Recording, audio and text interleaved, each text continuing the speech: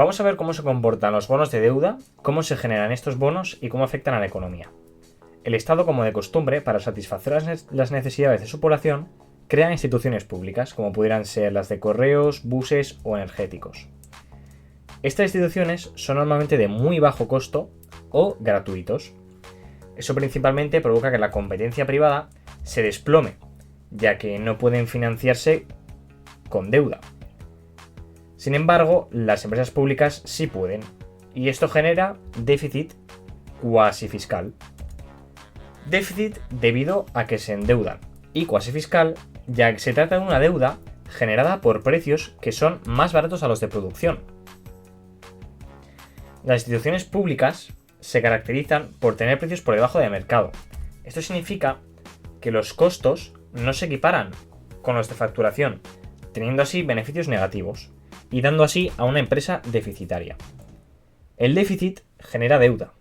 La deuda es un acto inmoral e intergeneracional, ya que aquel gobierno que genere deuda disfrutará de ella y, sin embargo, las generaciones futuras tendrán que pagar una deuda de por vida sin ni siquiera haberlo votado.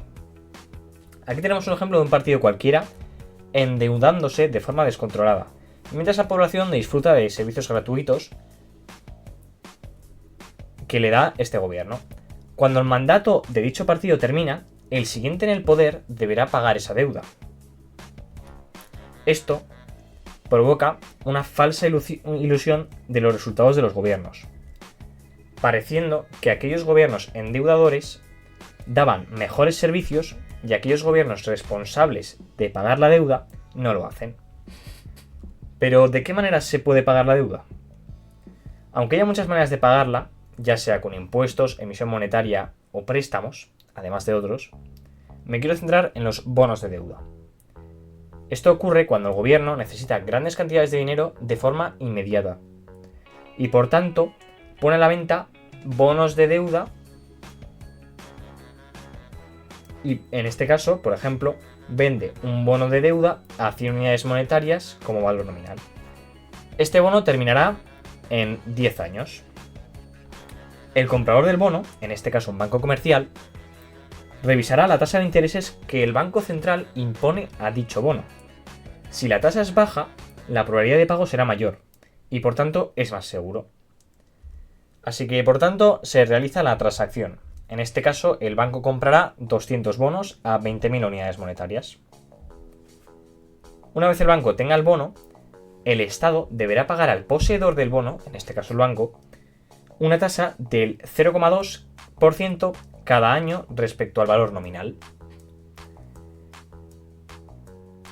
De esta manera, cada año, el banco obtendrá 40 unidades monetarias que le da al gobierno.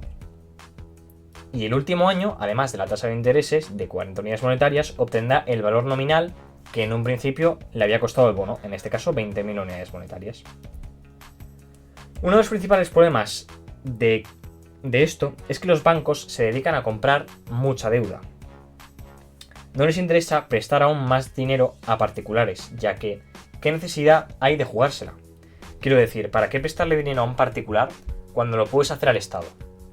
Si los bancos no prestan dinero, suben las comisiones para ganar dinero de otro lado.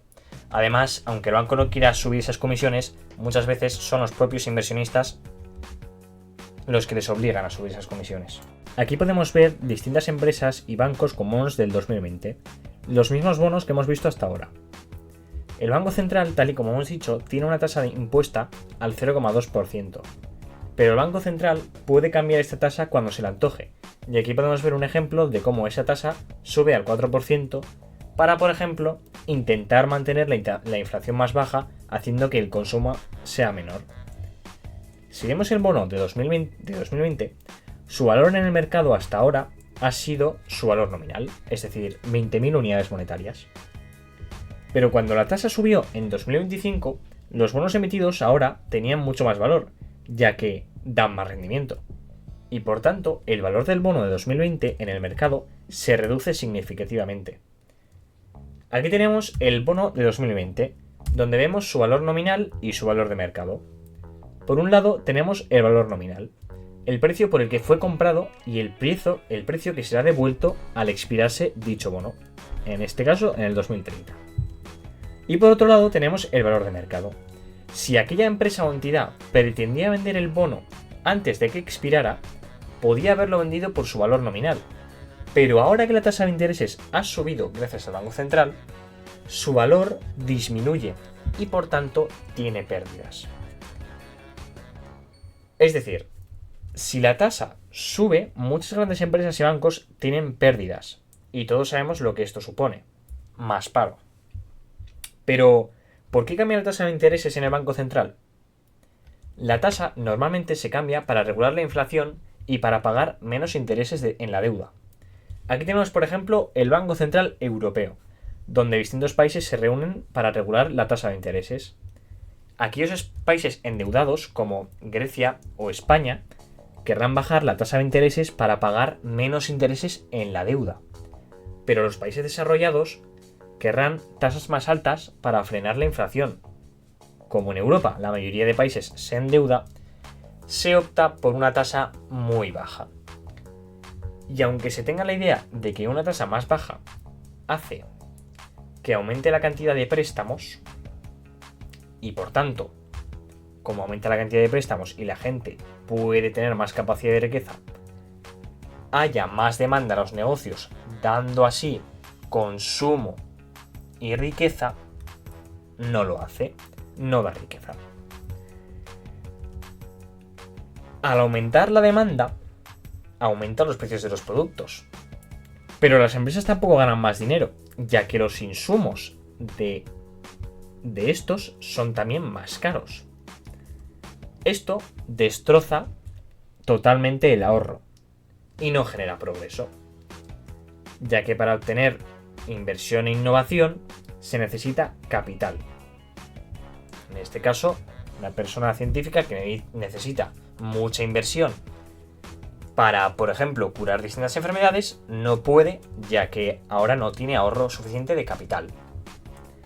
Entonces es ahí donde entra el Estado con sus empresas deficitarias e ineficientes a crear instituciones que él mismo ha destruido del sector privado. Y nuevamente generando déficit y entrando en un bucle donde el Estado se endeuda, genera más empresas donde se endeuda más y un ciclo donde nunca termina y donde recriminan a que el problema son las empresas privadas, ya que son las que suben los precios y etcétera, cuando el problema es gracias al Banco Central y la tasa de intereses y la deuda provocada por las entidades públicas.